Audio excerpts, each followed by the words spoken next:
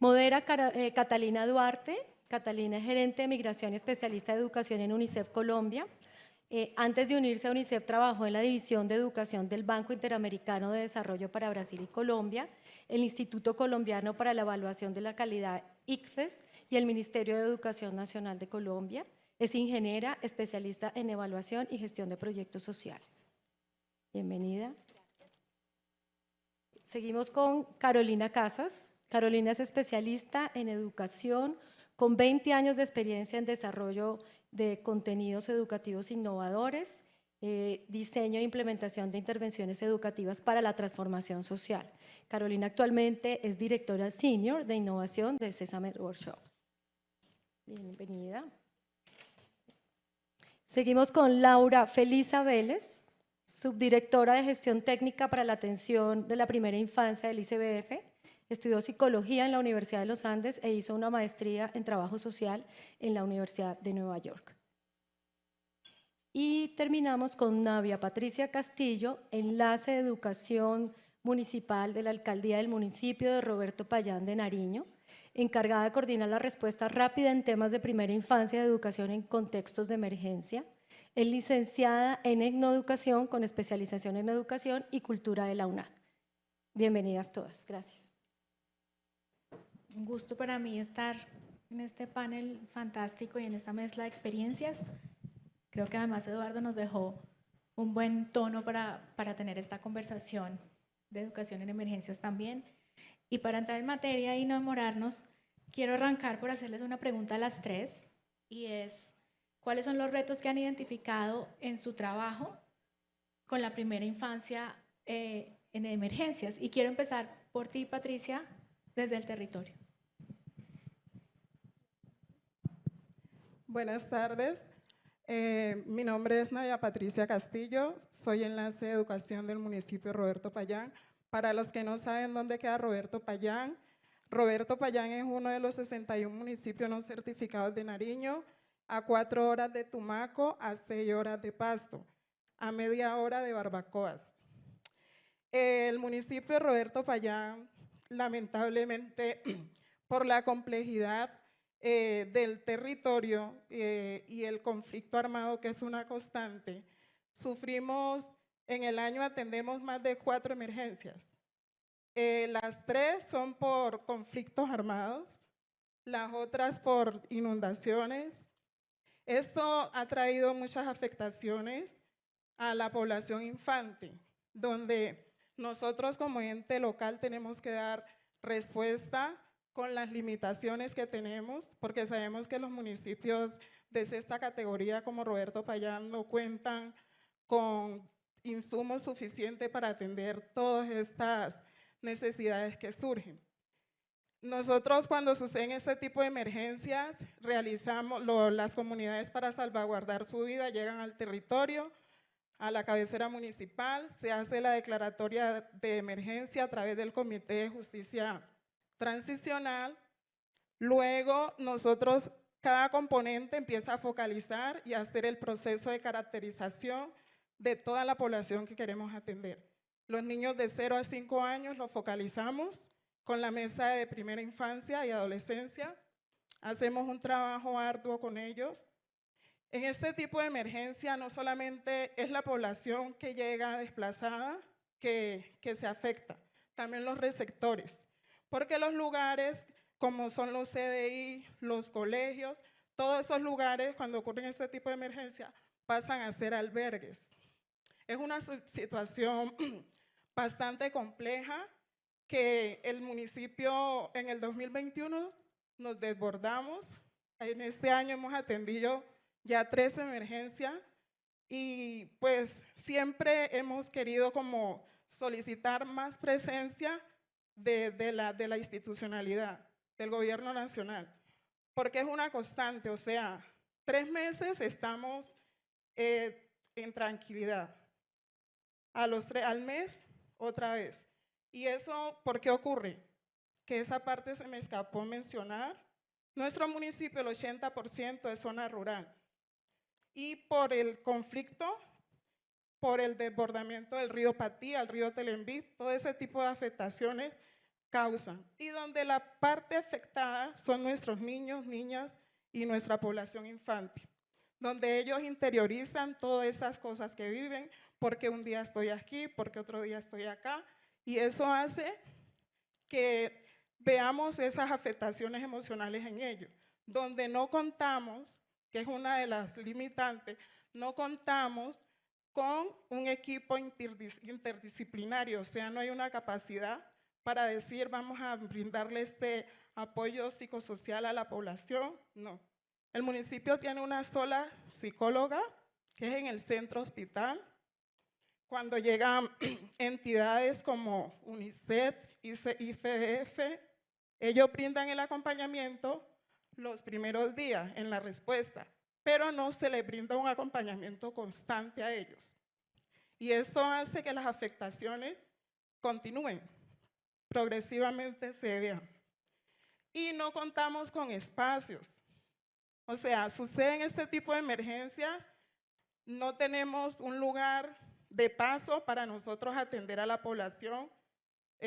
Cuando llega población migrante, venezolana que también hay, es una constante lucha porque llegan siempre con muchos niños, se nos dificulta la atención a ellos.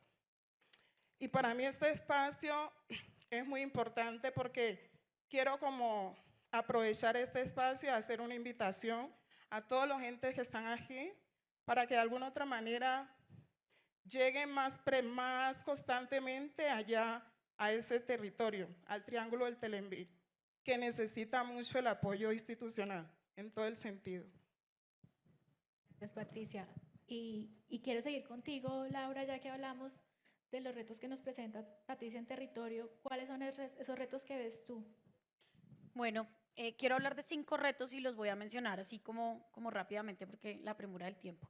El primero, y creo que Eduardo en su conferencia lo mencionaba, es el riesgo de interrumpir los servicios de educación inicial, que a su vez pues tiene unos retos que están asociados a pues todos esos derechos impostergables que se dan en la primera infancia y que están asociados a interrumpir los servicios. Y en ese sentido quiero atarlo con lo que decía Patricia. El reto grande también está en los modelos flexibles, en poder generar modelos, digamos, de educación inicial que respondan a las particularidades de la emergencia de los niños y niñas y el territorio, pero que podamos tener esos modelos flexibles.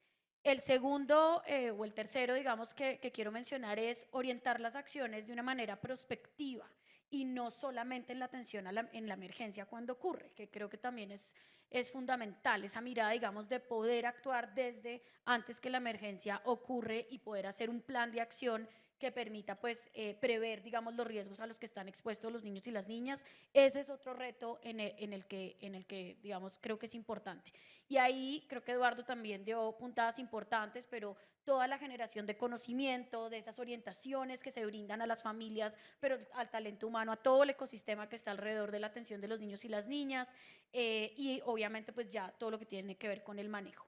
El tercero, y que creo que ya desde una mirada de política pública es supremamente importante, es cómo se articulan de manera intersectorial 2 políticas. Una, la política de gestión de riesgos, que digamos la ley 1523 del 2012 y la política de Estado para el desarrollo integral de la primera infancia. Ahí hay unos retos importantes porque en la medida en que entendemos que estas 2 políticas tienen que hablarse, tienen que trabajar, digamos, de manera articulada, pues entendemos que la educación inicial como derecho impostergable de la primera infancia, pues tiene que actuar en esos momentos de emergencia.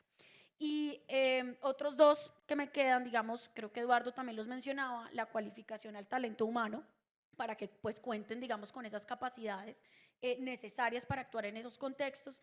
Y la última, sin lugar a dudas, pues que creo que también es importantísima y creo que Patricia, tu intervención nos hablaba de eso, es garantizar pues la financiación, digamos, de los programas donde podamos tener, entendiendo el territorio colombiano, entendiendo que las emergencias posiblemente ocurren a lo largo de todo el año, son constantes y pues que tiene que haber una articulación con una mirada integral.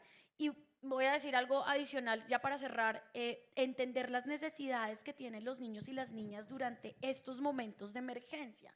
Los niños, la educación inicial los niños y niñas durante, y Eduardo también lo mencionaba un poco, pues tienen ellos quieren seguir jugando, ellos quieren seguir explorando el medio, ellos quieren seguir siendo niños durante este momento en que la emergencia ocurre, y las familias, digamos que ahí tenemos que trabajar con las familias y con todo el talento humano, precisamente para poder garantizar que los niños y niñas sigan su desarrollo, a pesar de la afectación, digamos, de emergencia que se está dando. Tú tienes, Carolina, un doble rol, pero hoy estás sentada aquí como colíder del grupo de trabajo de primera infancia en emergencias y Eduardo nos traía unos ejemplos de otros países, pero yo aquí sí quiero resaltar ese rol del subgrupo de primera infancia en emergencias, porque Colombia es uno de los 3 países que tiene ese subgrupo en este momento y que ha logrado poner el foco también desde la emergencia en primera infancia. Y así entonces te paso la pregunta desde ese rol de colíder del grupo de trabajo, ¿cuáles son esos retos que tú ves? Por supuesto. Gracias por enmarcar así la pregunta, porque realmente el grupo de trabajo de primera infancia en emergencias salió precisamente de un reconocimiento de algunos vacíos que se estaban presentando en la respuesta a la crisis migratoria inicialmente, pero pues que luego nos permitió entender que era a las distintas emergencias que enfrenta el país. Y pues yo lo resumo de alguna manera en términos de visibilidad, porque pues lo que uno no ve, uno no puede resolver. Entonces, primero nos dimos cuenta que había un gran vacío en temas de datos. O sea, no sabíamos qué estaba pasando con los niños y las niñas en primera infancia en contextos de emergencia. No sabíamos quiénes eran, dónde estaban, a qué servicios estaban accediendo, cuáles eran las afectaciones que sucedían no solo en el nivel individual de los niños, sino en el entorno familiar. Y nos enfrentábamos también a una arquitectura, tanto la formal como la informal, de organizaciones que estaban trabajando en la respuesta, muy fragmentada en términos de información. O sea, cada organización estaba manejando sus propios como clústeres de información, y eso nos llevaba a decir como, bueno, pero ¿realmente alguien sabe qué está pasando con los niños que están viviendo estas emergencias? Y ante la respuesta no, dijimos, bueno, acá hay una razón para empezar a trabajar juntos, a organizar todos estos datos para poder tener una radiografía un poco más clara de qué estaba pasando con niños y niñas en el contexto de emergencias, y afortunadamente eso se expandió de la mirada inicial que teníamos frente a la crisis migratoria a las demás emergencias que está viviendo el país, porque pues para no llover sobre mojado, nosotros tenemos siempre una competencia de emergencias, desafortunadamente.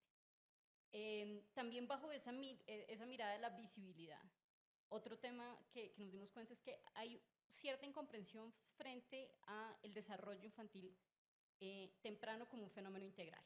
Estábamos teniendo una cantidad de respuestas centradas en asistencias, atenciones, pequeñas cosas que estaba haciendo ¿no? Entonces estamos entregando un kit, acá hay un acceso a un servicio, acá hay un tema de vacunación, pero no hay una mirada realmente como fundamentada en lo que ya sabe la ciencia y lo que sabemos casi todos los que estamos en este salón seguramente, sobre cómo funciona el desarrollo infantil temprano.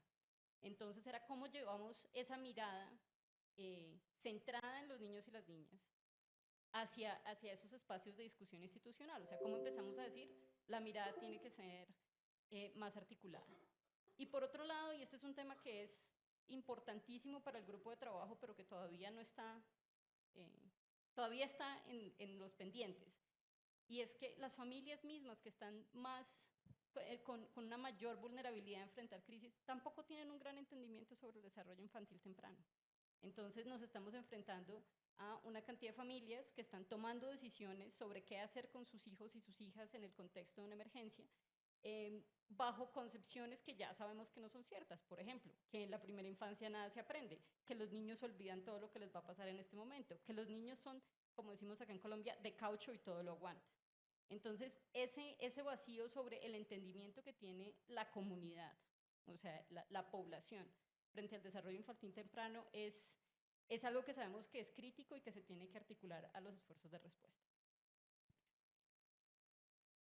Gracias. Y me devuelvo entonces contigo, Laura, porque aquí lo que creo que viene es un poco ese reconocimiento también de esas prácticas o esas buenas prácticas de atención integral a la primera infancia que tenemos a nivel nacional y que puedan ser escaladas.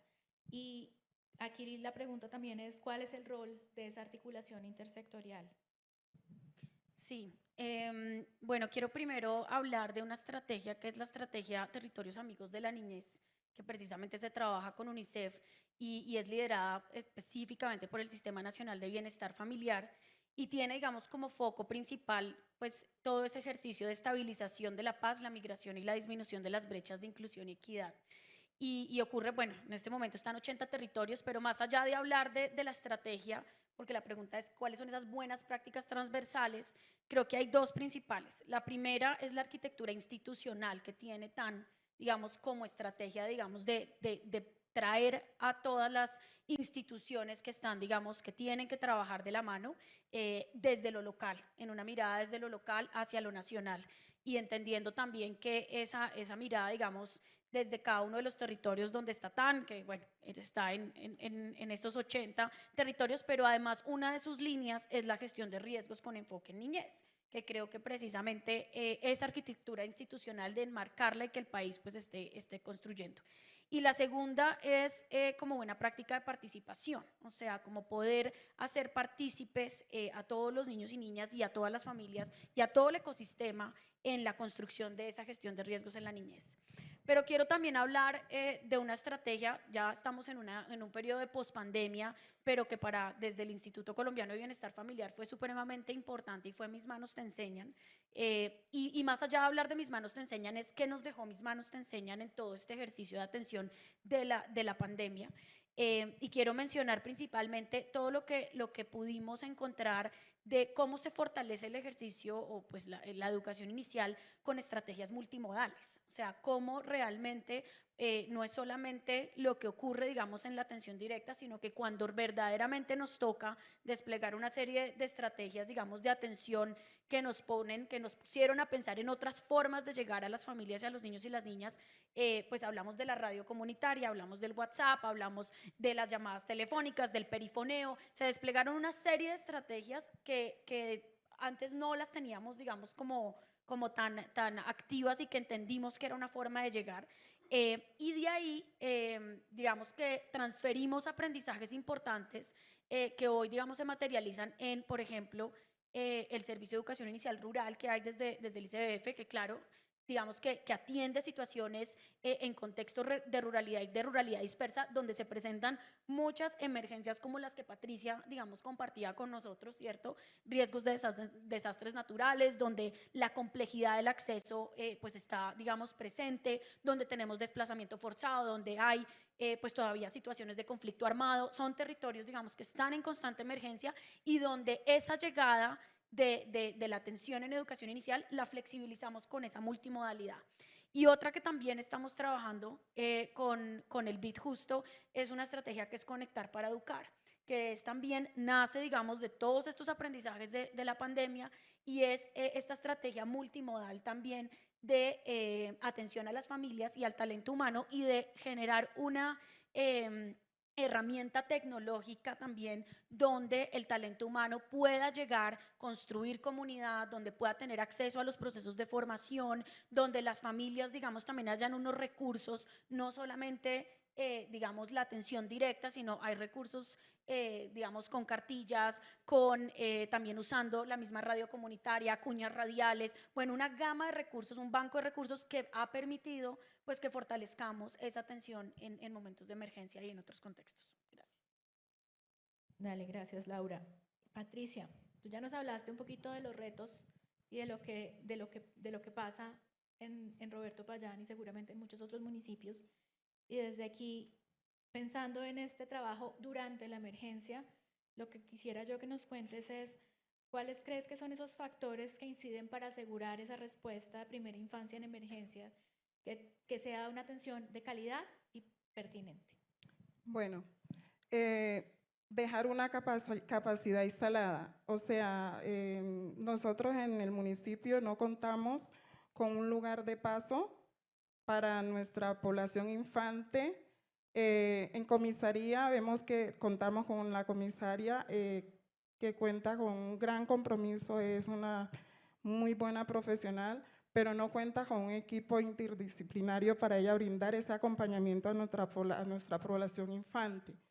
De igual manera, realizarles ese acompañamiento, no solamente a nuestra población infante, sino a los padres de los chicos, psicosocial, porque en el momento que ocurren todo este tipo de emergencia, ellos interiorizan todo eso. No hay un acompañamiento donde ellos puedan descargar todas esas emociones que tienen, realizan los retornos no de una forma garantizada, lo realizan ya, bueno, cesó el conflicto, volvamos a nuestros lugares porque estamos en condiciones dignas. Brindarles ese acompañamiento a la población, brindarles ese acompañamiento continuo, no solamente en el tema alimentario o en tema de salud, el tema emocional, psicosocial es muy importante, es donde podemos descargar todo eso. Y es una de las cosas que a mí me preocupa mucho en el municipio, porque siempre vivimos en una constante en este tipo de emergencia, pero lamentablemente sucede, pasa y queda ahí, y eso ocurre que 5 años dejé yo de ver a Pedrito. Cuando se desplazó tenía 5 años. A los 5 años vuelvo a ver a Pedrito, ya Pedrito ya no lo veo, que está en el sistema educativo, lo veo que está por fuera del sistema, lo veo a Pedrito haciéndole mandado a Julanito, y eso ocurre que nosotros estamos perdiendo nuestra población infantil. Y todo eso es porque no hacemos como el acompañamiento, no tenemos como esos equipos que hagan ese seguimiento, que brinden todo ese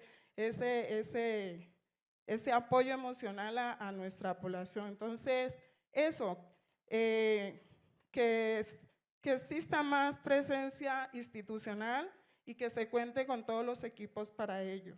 ¿Ya? Gracias. Pues Patricia, Carolina, tú nos hablaste ahorita de los retos y el primero que pusiste en la mesa fue visibilizar. Y aquí quiero volver sobre ese reto que nos pusiste, pero ahora pensar en por qué hacer incidencia para visibilizar más a la población de primera infancia y lograr los recursos que nos dice Laura que necesitamos, porque pues al final del día sin ellos no logramos. Y eso quisiera que lo enmarques, y te voy a poner dos, lo siento, son muchas preguntas en una. Y es uno, ¿cómo lo enmarcas esto en el proceso de este grupo de trabajo de primera infancia? Pero además, en aras del tiempo, lo voy a pegar con la última pregunta, y es, ¿cómo logramos esa visión compartida en ese subgrupo? Bueno, yo a todos les aclaro que estoy resfriada, o sea que estoy como al 75% de mi capacidad para manejar 2 preguntas al tiempo, pero lo intento. Yo creo que una de las cosas, y volviendo a lo que estaba mencionando Patricia, cuando uno habla de crisis que no son ocasionales, sino que son repetidas, realmente la solución no es la solución a la crisis concreta, sino el desarrollo de capacidades como para la resiliencia, tanto en la institucionalidad como en las comunidades. Y creo que ese es uno de los objetivos como de última instancia de nuestro grupo de trabajo, porque creemos que si generamos mejores prácticas de colaboración, no solo entre sectores, sino también entre gobierno y entidades de la sociedad civil y entes multilaterales, pues inevitablemente vamos a llegar al desarrollo de esas capacidades de resiliencia que se pueden activar una y otra vez dependiendo de las situaciones que hagan el llamado. Entonces, eso es lo que nos ha motivado a invertir en incidencia, porque sabemos que hay que actualizar muchas de las estructuras y generar como en el sector pues la conciencia de esa importancia del trabajo compartido y de activar una visión compartida, que realmente no es tan distante como uno a veces se podría imaginar. Una de las grandes sorpresas del trabajo que nosotros hemos estado haciendo es que la mayoría de las organizaciones dicen, sí, esto es lo que hay que hacer.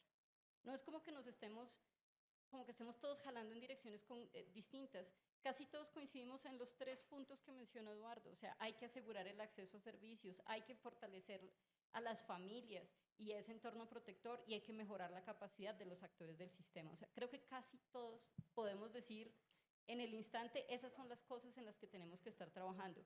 De hecho, esos 3 son temas que están en el centro de nuestra agenda de trabajo, de ese grupo de trabajo, y fue muy fácil llegar a ellos porque efectivamente la ciencia está ahí, o sea, como el entendimiento de lo que se debe hacer está ahí. Realmente en donde hay que hacer el trabajo es en la coordinación. Y es en ese ejercicio de sentarnos una y otra vez a decir, bueno, ¿qué estamos haciendo? ¿Para dónde vamos? ¿Dónde podemos incidir? Ojalá también, por ejemplo, dentro de la comunidad de donantes, empiece a haber un acuerdo de como, bueno, vamos a tratar de fortalecer la colaboración.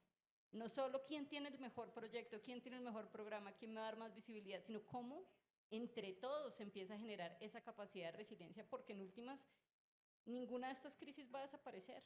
O sea, ahora, por ejemplo, con el tema de la crisis climática, pues es que hay más desplazamiento, hay más conflicto, los niños son los más afectados, pues tenemos que estar preparados para dar respuesta, y todos sabemos que la única manera en la que vamos a poder dar respuesta es como colectividad. Entonces, Gracias. Nos están haciendo señas. Yo voy a hacer un promedio porque dijeron 5 y después dijeron 7, pero ya están diciendo 5.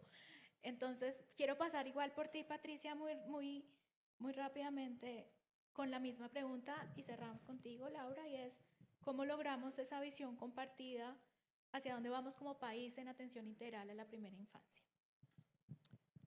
Pues articularnos más todos los entes, entes nacionales, departamentales, municipales, cooperantes, articularnos todos en pro de ello para proteger a nuestra población infante.